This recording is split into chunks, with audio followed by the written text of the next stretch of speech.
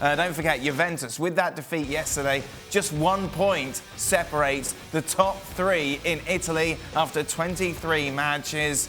If you're a neutral, this is what you want to see, isn't it? Obviously, Inter, for once, making the most of the fact that Juve dropped points. That win against Milan, now level on points with Juve. Lazio very much in the hunt as well.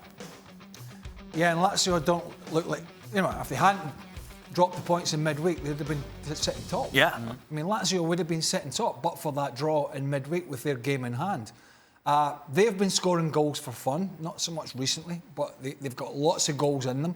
They've got players in form, Immobile, Luis Alberto. They're a good side.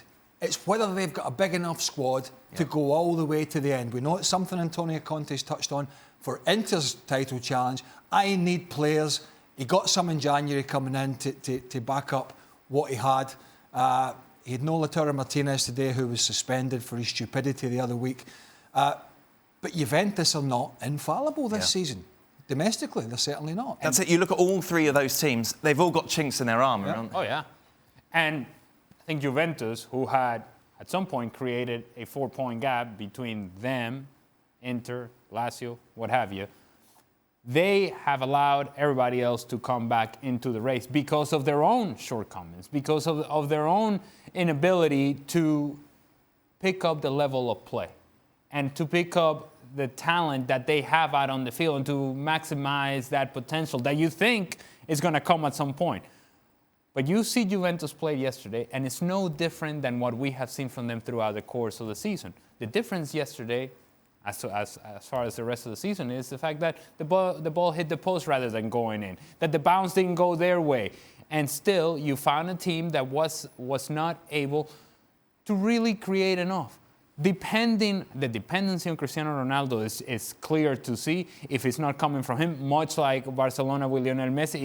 If it's not coming from Ronaldo, it's not coming from anywhere else. And so a team like Hellas Verona just kind of hangs around, takes the game to Juventus, and in the second half really actually deserved to win the game. You see that from Juventus more often than not this year. And if that's the case, then not only are Inter and Lazio in the race, they are in the race to win it.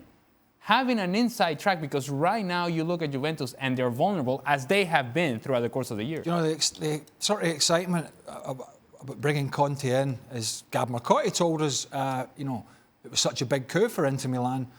And I think we're starting to see that. Yes, they're obviously top of the league. But you ask yourself the question, would, under another coach, or last year, say, for instance, would they have got the same reaction if they were in the same position from the team? And I think, for me, arguably the answer is no, because that's the kind of manager he is. He's a reactionary manager. He gets a reaction from players. Love him or loathe him when he's on the touchline and he's bobbing around and he's going bananas and he's berating people and he's berating officials and he'll out people in the media. He does things his own way, but ultimately he knows how he sets his teams up. It's not always the prettiest, but he gets a reaction. And I just wonder whether, under another coach, whether they would have had that same reaction in the second half as they got today. We're, of course, at the semi-final stages at the Coppa Italia as well. Both games available here on Plus. Remember, it's over 2 legs, the semi-finals. On Wednesday, it's Napoli against Inter. And then Thursday, the first leg of AC Milan against Juventus. Well, thank you very much for watching ESPN on YouTube. For more sports highlights and analysis, be sure to download the ESPN app. And for live streaming, premium content, and let's not forget as well, ESPN FC 7 days a week. Subscribe to ESPN Plus.